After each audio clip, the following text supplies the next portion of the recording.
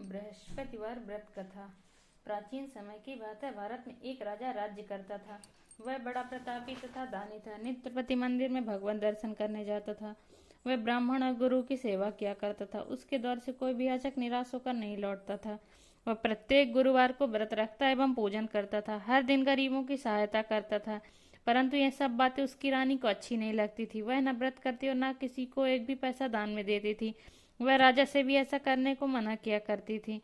एक समय की बात है कि राजा शिकार खेलने वन को चले गए। घर पर रानी और दासी थी। उस समय गुरु बृहस्पति साधु का रूप धारण कर राजा के दरवाजे पर भिक्षा मांगने आए। साधु ने रानी से भिक्षा मांगी तो वह कहने लगी, हे साधु महाराज, मैं इस दान और पुण्य से तंग आ गई हूँ। इस कार्य के लिए मेरे पति देव ही बहुत हैं।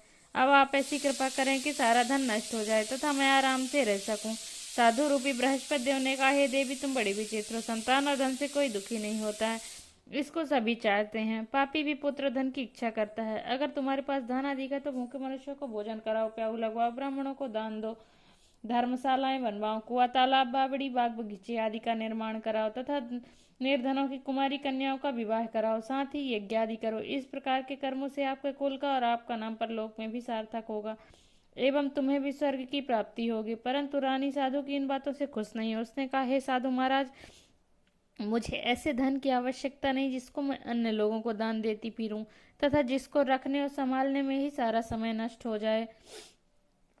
साधु ने कहा, हे देवी, यदि तुम्हारी ऐसी ही इच्छा है तो जैसा मैं तुम्हें बताता हूँ तुम वैसा ही करना। बृहस्पतिवार के दिन घर आंगन को गोबर से लीपना, अपने केसों को पीली मिट्टी से धोना, केसों को धोते समय स्नान करना, राजा से कहना वह हजामत कराए, भोजन में मांस मदिरा खाना, कपड़े धोबी के यहाँ धुलने देना। इस प्रकार 7 बृहस्पतिवार करने से तुम्हारा सारा धन नष्ट हो जाएगा। यह कहकर साधु महाराज रूपी बृहस्पति देव अंतर ध्यान हो गए। रानी ने साधु के कहने के अनुसार 7 बृहस्पतिवार तक वैसा ही करने का विचार किया। साधु के बताए अनुसार कार्य करते हुए केवल 3 बृहस्पतिवार ही बीते थे कि उसकी समस्त धन संपत्ति नष्ट हो गई। भोजन के लिए दोनों समय परिवार तरसने लगा तथा सांसारिक भोगों से दुखी रहने लगा। तब राजा रानी से कहने लगा, हे रानी, तुम यहाँ पर रहो, मैं दूसरे देश को जाता हूँ, क्योंकि यहाँ पर मुझे सभी मनुष्य जानते हैं, इसलिए मैं यहाँ कोई काम नहीं कर सकता। मैं अब परदेश जा रहा हूँ, वहाँ कोई काम धंधा करूंगा, शायद हमारे भाग बदल जाए। ऐसा कहकर राजा परदेश चला गया। वह वहां जंगल से लकड़ी काट कर लाता और शहर में बेचता। इस तरह जीवन व्यतीत करने लगा। इधर राजा के बिना रानी दासियां दुखी रहने लगी। किसी दिन भोजन मिलता, किसी दिन जल पीकर रह जाती। एक समय रानी और दासी को 7 दिन बिना भोजन के व्यतीत करने पड़े। तो रानी ने अपनी दासी से कहा, हे दासी, यहाँ पासी के नगर में मेरी बहन रहती है, वह बड़ी धनवान है। तू उसके पास जा, वहां से 5 सेर भेजा मांग कर ले आ, जिससे कुछ समय के लिए गुजारा हो जाएगा। दासी रानी की बहन के पास गई। रानी की बहन उस समय पूजा कर रही थी। बृहस्पतिवार का दिन था। दासी ने रानी की बहन से कहा, हे रानी, मुझे आपकी बहन ने भेजा, मुझे 5 सेर भेजर दे दो। दासी ने यह बात अनेक बार कही, परंतु रानी की बहन ने कोई उत्तर नहीं दिया, क्योंकि वह इस समय बृहस्पतिवार की कथा सुन रही थी। जब दासी को रानी की बहन से कोई उत्तर नहीं मिला तो वह बहुत दुखी हुई। उसे क्रोध भी आया। वह लौटकर रानी से बोली, हे रानी, आपकी बहन बहुत ही घमंडी है, वह छोटे लोगों से बात भी नहीं करती। मैंने उससे कहा तो उसने कोई उत्तर नहीं दिया। मैं वापस चली आई। रानी बोली, हे दासी, इसमें उसका कोई दोष नहीं। जब बुरे दिन आते हैं तब कोई सहारा नहीं देता। अच्छे बुरे का पता विपत्ति में ही लगता है। जो ईश्वर की इच्छा होगी वही होगा। यह सब हमारे भाग्य का दोष है। उधर रानी की बहन ने सोचा कि मेरी बहन की दासी आई थी, परंतु मैं उससे नहीं बोली, इससे बहुत दुखी हुई होगी। अतः कथा सुन और विष्णु भगवान का पूजन समाप्त कर अपनी बहन के घर आई और कहने लगी, हे बहन, मैं बृहस्पतिवार का व्रत कर रही थी। तुम्हारी दासी हमारे घर गई थी, परंतु जब तक कथा होती है तब तक हम लोग न उठते हैं न बोलते हैं, इसलिए मैं नहीं बोली। कहो दासी, क्यों गई थी? रानी बोली, बहन, हमारे घर अनाज नहीं था। वैसे तुमसे कोई बात छिपी नहीं है, इस कारण मैंने दासी को तुम्हारे पास 5 सेर भेजर लेने के लिए भेजा था। रानी की बहन बोली, बहन देखो, बृहस्पति भगवान सबकी मनोकामना पूर्ण करते हैं। देखो, शायद तुम्हारे घर में ही अनाज रखा हो। यह सुनकर दासी घर के अंदर गई। वहां उसे एक घड़ा भेजर का भरा मिल गया। उसे बड़ी हैरानी हुई, क्योंकि उसने एक एक बर्तन देख लिया था।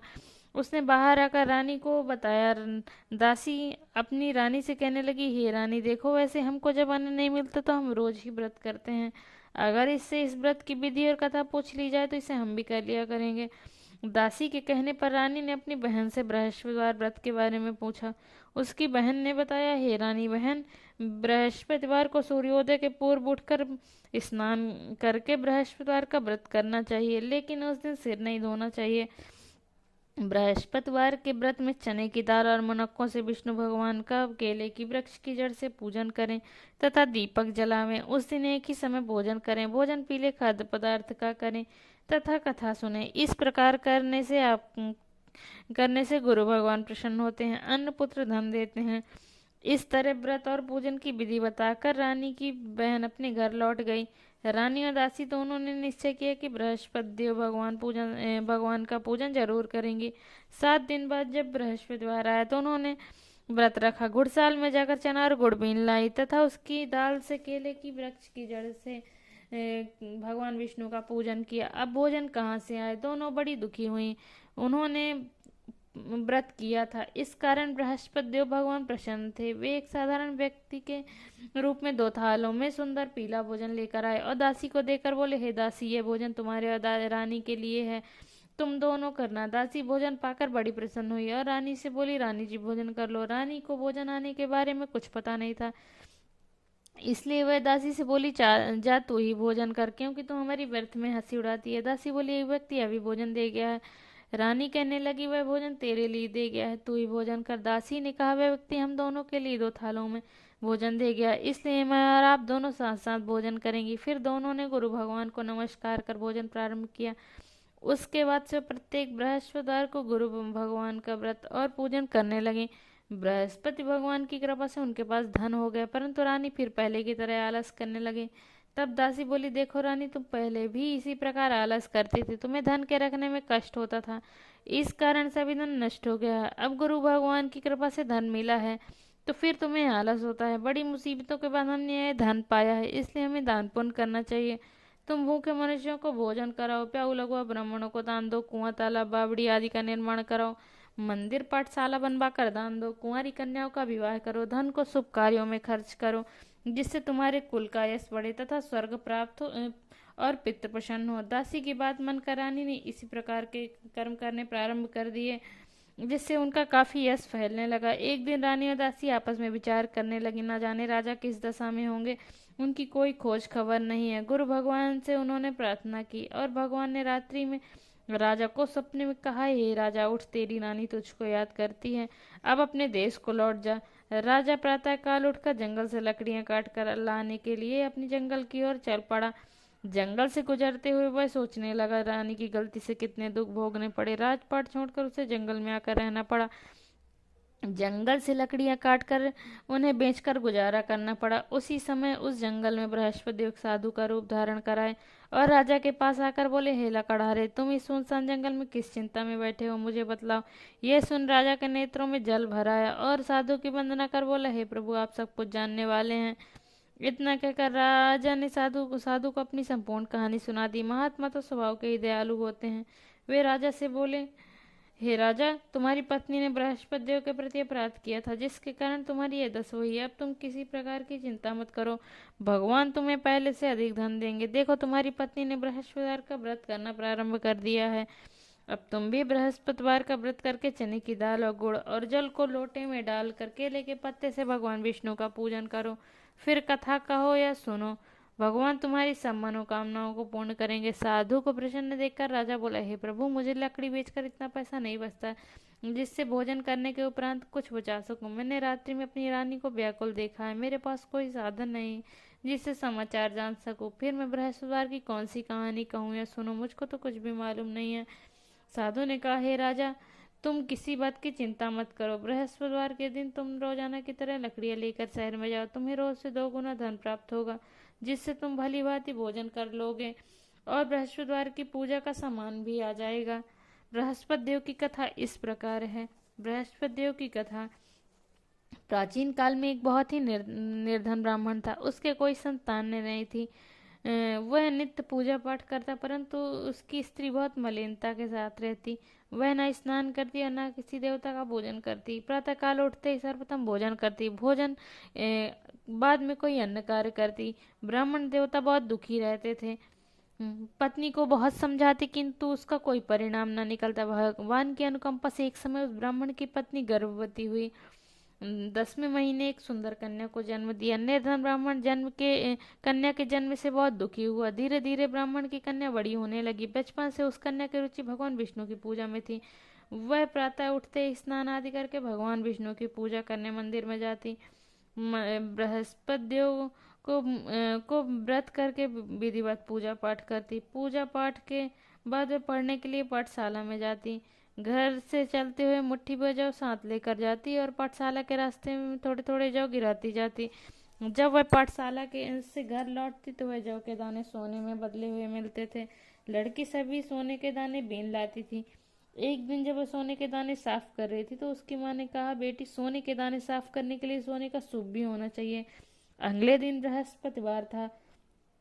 उसने भगवान बृहस्पति देव की पूजा करते हुए प्रार्थना की, हे भगवान, यदि मैंने आपका व्रत विधिवत किया हो तो मुझे सोने का सूप दे दो।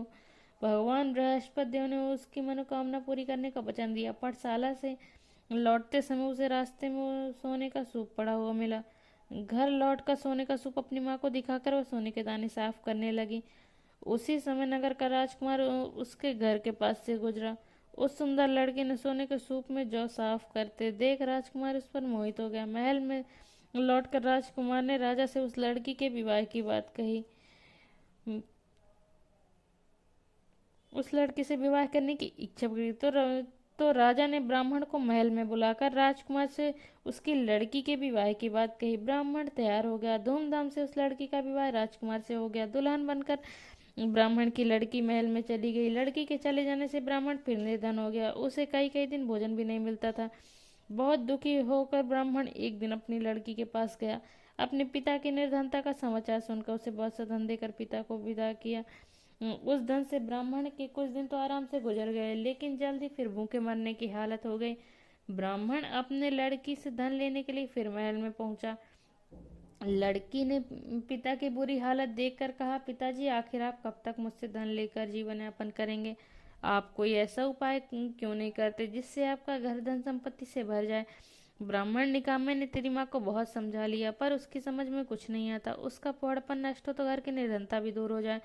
तब कुछ सोचकर लड़की ने पिता से कहा, पिताजी, आप कुछ दिनों के लिए माँ को मेरे पास छोड़ जाओ। तब कुछ सोचकर ब्राह्मण पत्नी को लड़की के पास महल में छोड़ आया। लड़की ने अपनी माँ से कहा, माँ, तुम कल प्रातः उठकर स्नान आदि करके भगवान बृहस्पति विष्णु जी की पूजा अवश्य करना। पूजा करने से तुम्हारी निर्धनता अवश्य दूर हो जाएगी। लेकिन उसकी माँ ने उसकी कोई बात नहीं मानी। तब क्रोधित होकर लड़की ने अपनी माँ को एक कक्ष में बंद कर दिया। सूर्योदय के समय माँ को उठाकर जबरदस्ती उसे स्नान कराया और फिर मंदिर में ले जाकर भगवान बृहस्पति देव की पूजा कराई। कुछ दिनों तक ऐसा करने में माँ की बुद्धि में परिवर्तन हुआ और वह स्वयं बृहस्पतिवार का व्रत करने लगे। उसके व्रत रखने से ब्राह्मण के घर में भगवान विष्णु की अनुकंपा से धन की वर्षा होने लगी। दोनों पति पत्नी धन संपत्ति पाकर आनंद पूर्वक जीवन यापन करते हुए विष्णु धाम को चले गए। लकड़हारा बने राजा ने उस साधु से भगवान बृहस्पति देव की यह कथा सुनकर बृहस्पतिवार का व्रत करके भगवान विष्णु की पूजा की। उस दिन से उसके सभी क्लेश दूर हो गए। लेकिन अगले बृहस्पतिवार को कामकाज में अधिक व्यस्त रहने के कारण उसने भगवान बृहस्पति देव जी का व्रत नहीं किया। भगवान बृहस्पति देव लकड़हारे से क्रोधित हो गए और उसे भूल की सजा दी। उस दिन नगर के राजा नगर में घोषणा करके सबको सूचित किया, प्रत्येक नागरिक मेरे महल में भोजन करने आए, जो नहीं आएगा उसे अपराधी मानकर भारी दंड दिया जाएगा। लकड़हारा बने राजा ने उस नगर के राजा की घोषणा तो सुनी, लेकिन जंगल से लकड़ी काट कर लाना उसे बेचने में देर हो जाने के कारण वह समय पर महल में भोजन करने नहीं जा सका। अतः राजा के सैनिक लकड़हारे को पकड़कर महल में ले गए। राजा ने उसे महल में एक कक्ष में बैठाकर भोजन कराया। उस कक्ष में एक खोटी पर रानी का सोने का हार लटका हुआ था। लकड़हारा उस कक्ष में भोजन कर रहा था। तभी उसने एक आश्चर्यजनक घटना घटती देखते ही खोटी हार को निगल गई। थोड़ी देर बाद राजा हार को गायब देखा तो लकड़हारे को कारागार में डलवा दिया। लकड़हारा मन ही मन अपने भाग को कोसने लगा। तभी उसे जंगल में मिले साधु का स्मरण हुआ। थोड़ी देर में भगवान बृहस्पति सन्यासी के रूप में उसके सामने प्रकट हुए और कहा, हे लकड़हारे, तूने भगवान बृहस्पति की पूजा नहीं की, इसी कारण तुम्हें कष्ट हुआ। लेकिन अब चिंता मत करो, बृहस्पतिवार के दिन कारागार के दरवाजे पर तुम कुछ पैसे पड़े हुए मिलेंगे। उन पैसों से भगवान बृहस्पति का व्रत करके उनकी पूजा करोगे तो तुम्हारे सब दुख नष्ट हो जाएंगे। बृहस्पतिवार के दिन दरवाजे पर मिले पैसे से चने और गुड़ मंगाकर लकड़हारे ने बृहस्पतिवार की कथा कही तो भगवान बृहस्पति ने प्रसन्न होकर उस नगर में राजा को स्वप्न में लकड़हारे को कारागार से मुक्त करने को कहा। सुबह राजा ने अपने कक्ष में आकर देखा तो खूंटी पर रानी का हार टंगा हुआ था। राजा ने लकड़हारे को मुक्त कर दिया और उसे धन और आभूषण देकर विदा किया। लकड़हारा बना राजा उस नगर से चलकर अपने नगर में पहुंचा तो उसे नगर में कुएं, धर्मशालाएं, बाग बगीचे देकर बहुत प्रसन्न हुआ। राजा ने किसी से पूछा, ये कुएं, धर्मशालाएं किसने बनवाई? सबने उसे बताया, सब रानियों और उसकी दासी ने बनवाए हैं।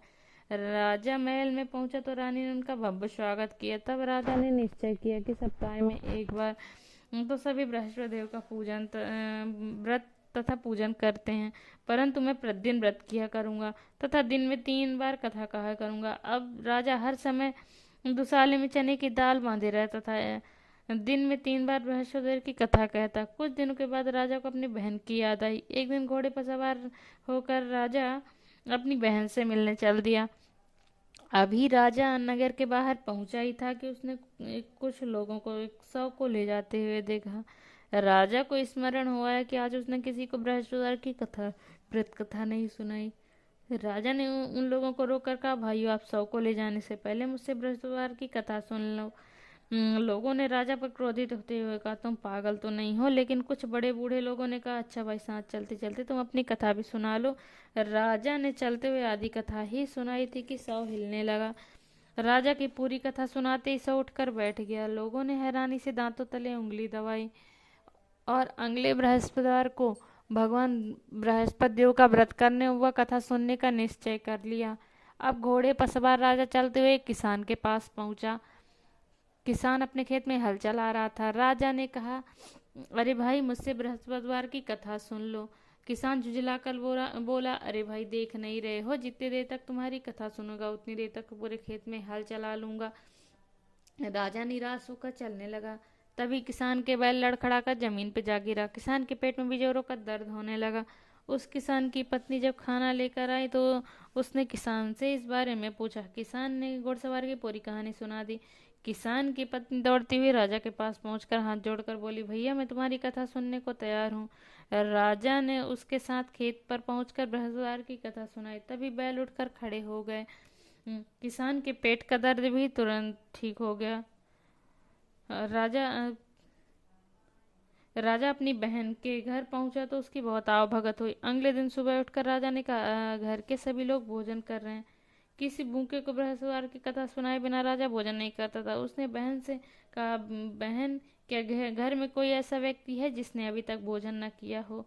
उसकी बहन बोली, भैया, हमारे घर में तो क्या, आपको पूरे नगर में कोई ऐसा व्यक्ति नहीं मिलेगा जिसने सुबह सुबह भोजन नहीं किया हो। तब राजा ने बहन के घर से निकलकर उस नगर में बिना भोजन किए व्यक्ति की तलाश की। एक गडरिये के घर में उसका बेटा बीमार होने के कारण भूखा रह गया था।